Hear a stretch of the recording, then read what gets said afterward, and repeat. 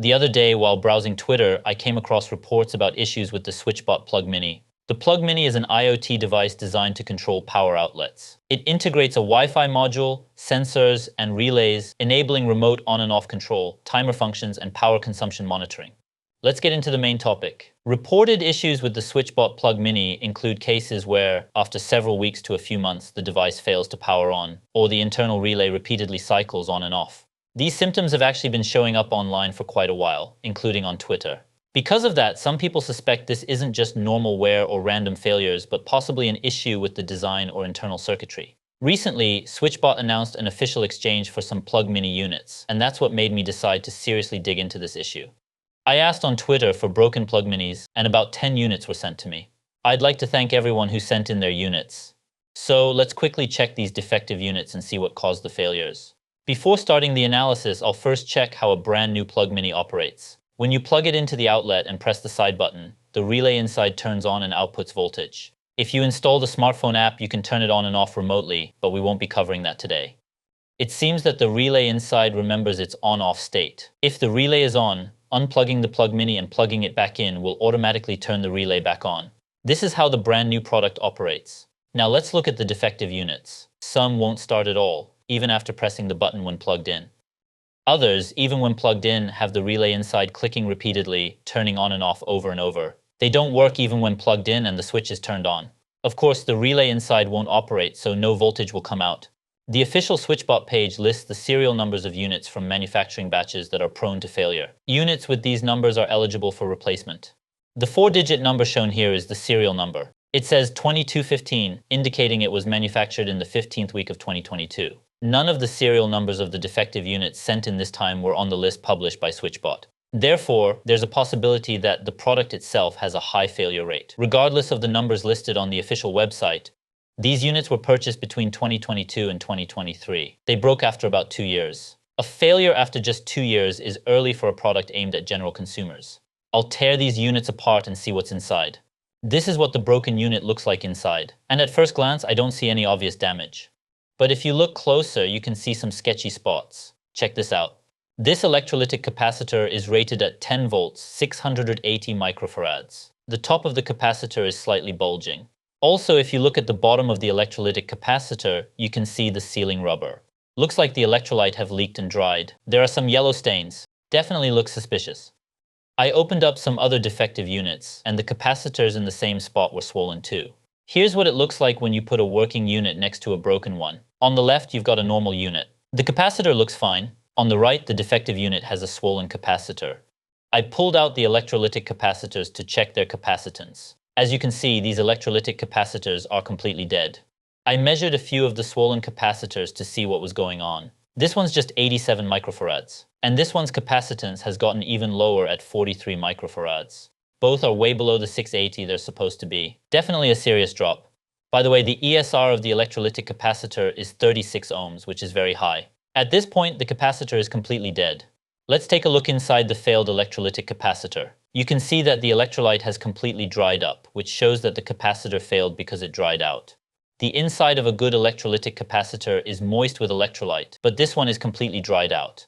I replaced the dried out failed capacitor with a new one. After that, it operated without any issues. You can see that the switching from 0 to 100 volts is working just fine. So far, we've found that the failure of the electrolytic capacitor inside the Plug Mini is causing the problems. So where exactly is this capacitor used in the circuit? I reverse engineered the circuit board to investigate. The failed electrolytic capacitor is used in the power supply circuit. Here's the circuit diagram. Starting from the left, you have the AC input voltage, followed by a half-bridge rectifier circuit. This is a filter circuit. After the AC is rectified to DC, it's further stepped down to a lower DC voltage using a DC-DC converter IC. After that, there's an external LC filter and a linear regulator that outputs 3.3 volts. From here, the Wi-Fi module with the MCU, the power meter IC, and other parts are connected. The failed electrolytic capacitor is used here. The output voltage of the DC-DC converter here is 5 volts, and the electrolytic capacitor is used for smoothing the 5-volt rail. Let's take a look at the actual operating waveforms. These are the waveforms from a working unit. Yellow is the outlet current, and red is the current through the capacitor for smoothing the 5-volt rail. This time we're using a good capacitor. Blue shows the voltage across the electrolytic capacitor. Since the output of the DC-DC converter is 5 volts, the electrolytic capacitor also has 5 volts across it. The bottom waveform is a zoomed-in view around the 5-volt level. When the capacitance of the electrolytic capacitor decreases, it becomes difficult to maintain the voltage at 5 volts. If you look closely at the current through the electrolytic capacitor, you can see brief current spikes. This is because a large amount of current flows momentarily when the Wi-Fi module is operating.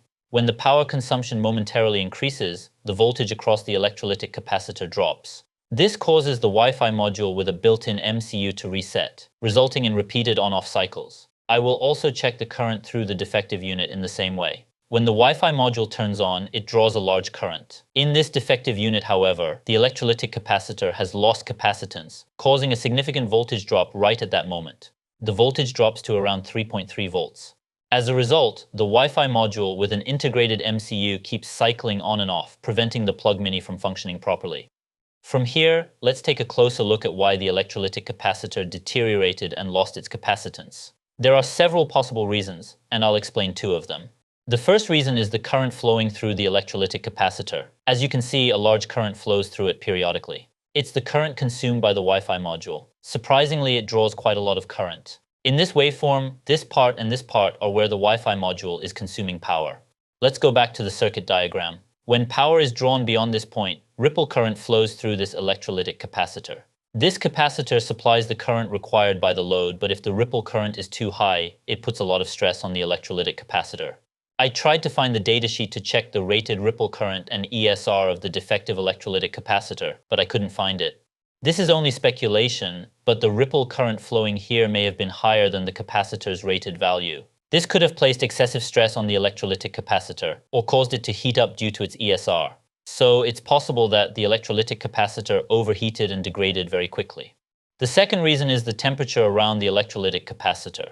On the back of the PCB, you can see 2 power ICs here. This one is a DC-DC converter IC, and this one is a linear regulator. These ICs generate heat.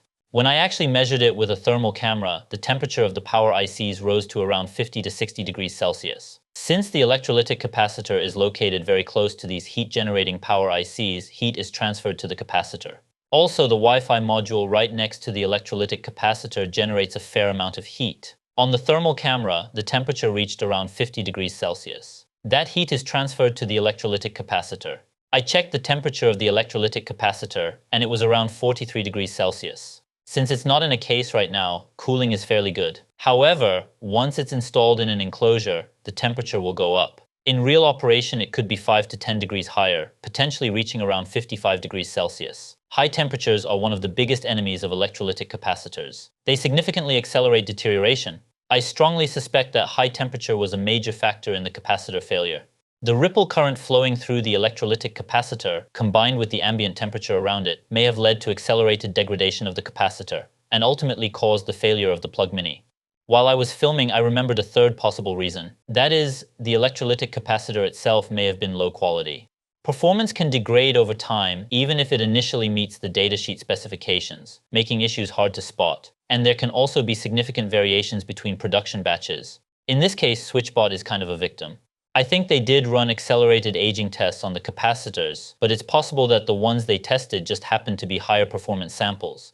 Next, I'll take a look at what kind of symptoms appear as the electrolytic capacitor degrades over time. The degree of degradation can be divided into 3 stages: early stage, mid stage, and late stage degradation.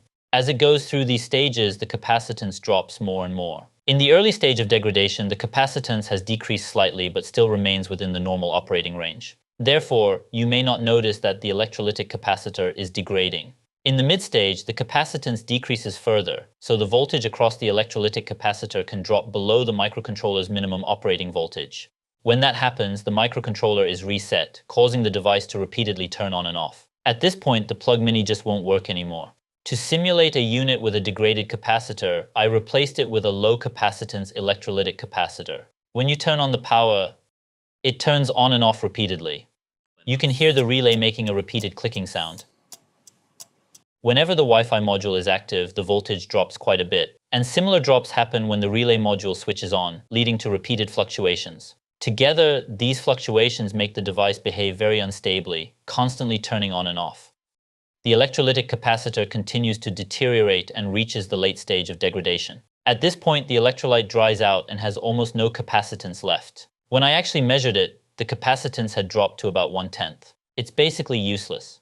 The power supply circuit itself is still working, but when the downstream circuit tries to operate, the voltage suddenly drops, causing the microcontroller to reset. At this point, the device is completely unusable. So, we found that the issues with the defective products come from the internal circuits, particularly around the electrolytic capacitor. In fact, I got brand new units from a fairly recent production batch for this test.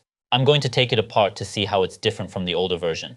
This is a brand new unit sent by a viewer. Its manufacturing lot is 2318, which means it was made in the 18th week of 2023. This batch isn't on the exchange list we talked about earlier. Let's open it up. Here it is. It uses the same type of electrolytic capacitor as the defective units, and no countermeasures have been implemented. Next, this is a brand new unit I bought. The manufacturing batch is 2409, which means it was made in the 9th week of 2024. This one isn't on the exchange list either. Let's take a look at the parts being used. The type of electrolytic capacitor has changed. The rating is still the same at 680 microfarads and 10 volts, but the type of capacitor itself is different. I wonder if SwitchBot was aware of this issue, because it looks like they changed the capacitor as a countermeasure. I also took apart the electrolytic capacitor itself. There's no liquid electrolyte inside. The internal structure is completely solid, which means this is a conductive polymer aluminum solid electrolytic capacitor. Next up is this one. It's a defective unit, but it was manufactured relatively recently. The production batch is 2335. Let's have a look inside. Even though it uses the newer electrolytic capacitor, it's still malfunctioning. That said, the electrolytic capacitor itself isn't the cause. I measured its capacitance, and it's right at the rated value, so capacitance loss isn't the issue here. The ESR is also very low, so this isn't an electrolytic capacitor failure. I think something else on the board has failed, but this time I decided not to chase this issue any further. So I analyzed the issues with these broken SwitchBot plug minis. It turns out that the cause of the malfunction was a loss of capacitance in the electrolytic capacitor. When I actually opened up the broken plug minis, I found that all of them had swollen electrolytic capacitors that had lost their capacitance and dried out. This doesn't look like a natural failure. It's more likely caused by poor performance of the electrolytic capacitors, or perhaps some design and structural issues within the device itself. Looking at the circuit inside, the area around the electrolytic capacitor reached about 50 degrees Celsius, which is quite a harsh environment for it. I measured this with the case removed, so it's likely to get even hotter once the case is in place. On the bright side, the new production batches use a different type of capacitor instead of the old electrolytic ones. However, I think this is only a temporary symptomatic fix and doesn't really address the root cause. If they want to fix the problem at its root, they could consider measures like keeping the electrolytic capacitors away from heat sources, or connecting capacitors in parallel to reduce the ripple current passing through them. However, attempting to do that would require redesigning the circuit board, and there's a very high chance the casing mold would need to be changed as well. They probably weighed three factors: the cost of replacing defective units with new ones, the cost of manufacturing using upgraded components, and the cost of implementing fundamental design fixes, and decided to just change the capacitor. In any case, many of SwitchBot's products are really convenient. Besides the smart plug, I also use their smart lock with fingerprint unlocking. I really hope this company does well. I'm looking forward to what's coming next. Thank you for watching.